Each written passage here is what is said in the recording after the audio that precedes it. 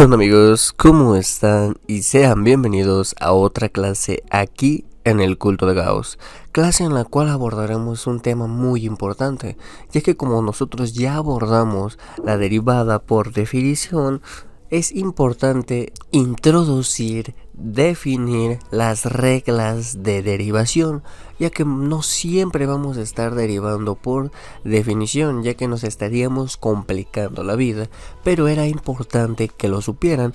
A partir de este momento vamos a definir y demostrar las reglas de derivación de la derivada de una constante, de una suma y diferencia, producto, cociente y de potencia. Así es que bueno, sin nada más que decir, vamos a comenzar.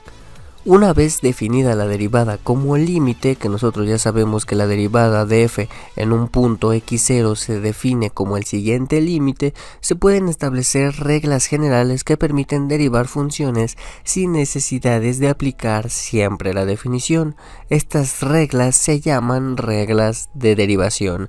En este caso vamos a demostrar primero que dado f de x igual a c, una constante, usando la definición, la derivada de una constante va a ser igual a 0. Es lo primero que vamos a demostrar.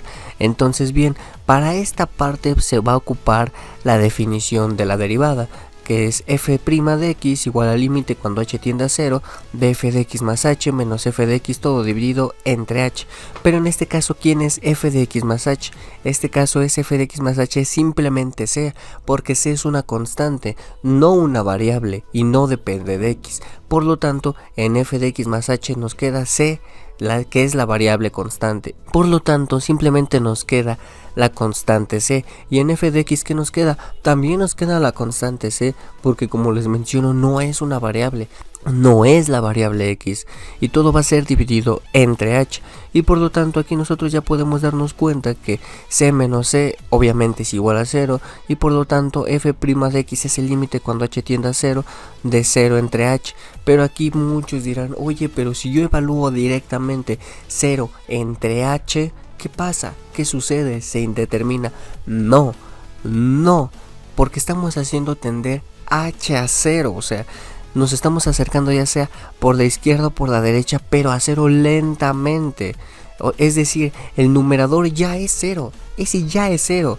Entonces ya le gana a h para cuando se hace 0, y por lo tanto el resultado es 0. Aquí muchos se confunden y muchos dicen, oye, pero es que aquí hay una indeterminación. No, hay que tener en cuenta quién le gana a quién para hacer en este caso 0. En este caso pues 0 ya es 0, como les menciono, y h apenas lo estamos haciendo tender a 0. Por lo tanto el numerador sí le va a ganar en ser 0 al de abajo y lo va a volver 0 inmediatamente. Esto es algo que probablemente y que muchas de las veces confunde a los alumnos, pero hay que tenerlo muy en cuenta.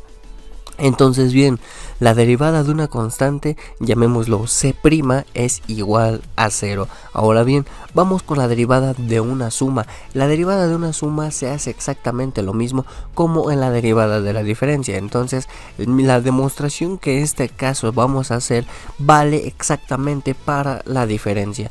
Entonces bien, vamos a definir a f de x igual a u de x más v de x. Aquí tú puedes definirlo como tú quieras, la demostración es exactamente análoga. Simplemente puedes poner h de x igual a f de x más g de x, que regularmente es como se suele denotar, pero como les menciono, es exactamente lo mismo. Así tú le pongas a de x, z de x, y de x, la demostración sigue siendo la misma. Entonces bien, vamos a calcular la derivada de f, y es decir, vamos a calcular el límite cuando h tiende a 0 de f de x más h, pero f de x más h, ¿quién es? F de x más h es ux más h más bx más h. En este caso es exactamente lo mismo que yo estoy poniendo en esta parte de aquí, y le vamos a restar f de x, y f de x ¿quién es? Simplemente es u de x más b de x. Aquí obviamente se aplica propiedad distributiva y vamos a separar las sumas. Vamos a separar los límites, ya que sabemos que esto no lo permite las propiedades de los límites. Entonces vamos a separar por la izquierda todas las expresiones, todas las funciones, en este caso que dependan de u. Entonces tenemos u de x más h menos u de x por el signo negativo que le afecta, todo dividido entre h, y vamos a sumarle otro límite que en este caso es b de x más h menos b de x. Y aquí, como les menciono, si fuese diferencia se hace exactamente lo mismo, obviamente teniendo cuidado con el signo negativo de la diferencia. Pero en este caso, ¿quién es el límite cuando h tiende a 0? De u de x más h menos u de x todo dividido entre h. Exactamente, u' es la derivada. Y de igual forma, ¿quién es el límite cuando h tiende a 0? De b de x más h menos b de x todo dividido entre h. Pues bien, en efecto, b'. Por lo tanto, la derivada de una suma es la derivada de cada una de sus componentes en la suma. En este caso, si nosotros queremos calcular la derivada de f, es lo mismo que calcular la derivada de u más la derivada de v. De tal manera que, tal y como lo están viendo en este momento, la derivada de una suma o de una diferencia va a ser igual a la derivada de la primera función más menos, dependiendo el caso, si sea suma o sea diferencia, la derivada de la segunda función componente. En este caso podemos denotarlas como u de x más b de x. Ahora bien, vamos con la regla del producto. ¿Qué nos dice la regla del producto? Que si nosotros tenemos una función f de x que se puede ver como el producto de dos funciones, u de x y v de x, vamos a utilizar la función, la definición. Vamos a tomar el límite cuando h tiende a 0 de f de x más h, pero f de x más h es un producto y cada producto es una función, y cada función la tenemos que evaluar en x más h, y por lo tanto se ve de esta manera, a la cual le vamos a restar simplemente f de x. Pero f de x, ¿quién es? F de x es u de x por v de x, y todo va a estar dividido entre h. Aquí vamos a aplicar un pequeño truquito matemático y vamos a sumar y restar el producto u de x más h por v de x. Aquí ya lo estoy restando, menos u de x más h por v de x, y aquí simplemente también lo estoy sumando. ¿Y qué es lo que yo estoy haciendo? Estoy sumando un cero estratégico, el cual me va a permitir expresar la siguiente función de otra manera que sea más fácil de visualizar las derivadas. Entonces bien, en esta parte de aquí vamos a separar sumas, y vamos a factorizar. En este caso vamos a factorizar primero u de x más h, que va a multiplicar a b de x más h, que es lo que estamos viendo, y va a multiplicar también a b de x con signo negativo, y lo vamos a dividir sobre h, y esto lo podemos hacer por propiedades de la suma de un cociente en el numerador y también por las propiedades del límite. Y también aquí vamos a factorizar un v de x. El v de x va a estar multiplicando al u de x más h, que se encuentra por la derecha, y también va a estar multiplicando al u de x. Entonces bien, nosotros aquí podríamos y vamos a tomar el límite cuando h tiende a 0, pero en la expresión de la derecha, en esta parte de aquí que estoy sombreando, tomando en cuenta el h que se encuentra en el denominador, ¿qué nos representa? Pues bien, exactamente, nos representa b', o la derivada de b, y nosotros en esta parte de aquí, de la derecha, de la siguiente expresión de la suma, ¿qué nos representan? Pues bien, exactamente, lo vieron bien, nos representa la derivada de u. Entonces cuando nosotros hacemos tender a h a 0, u de x más h simplemente va a quedar u de x, pero las otras expresiones van a ser las derivadas de b tanto como de u. Por lo tanto nos va a quedar u, que va a multiplicar a la derivada de b, más b, que va a multiplicar a la derivada de u. Por lo tanto, la derivada de un producto de funciones va a ser igual a la derivada de u de x por la derivada de b de x más b de x por la derivada de u de x, que básicamente es la regla de derivación que siempre nos enseñan o que siempre te van a enseñar en el curso de cálculo diferencial. Entonces bien, con esto queda demostrado la regla de derivación del producto, y se preguntarán que por qué demuestro todo. Pues bien, tengo que demostrar todo para que ustedes crean que en verdad se puede ocupar las cosas. Ustedes siempre deben de tener esa pregunta: ¿por qué puedo ocupar esto si aún no me lo demuestras? Entonces siempre es bueno saber de dónde vienen las cosas o del porqué de las cosas. Ahora bien, vamos a demostrar la regla del cociente.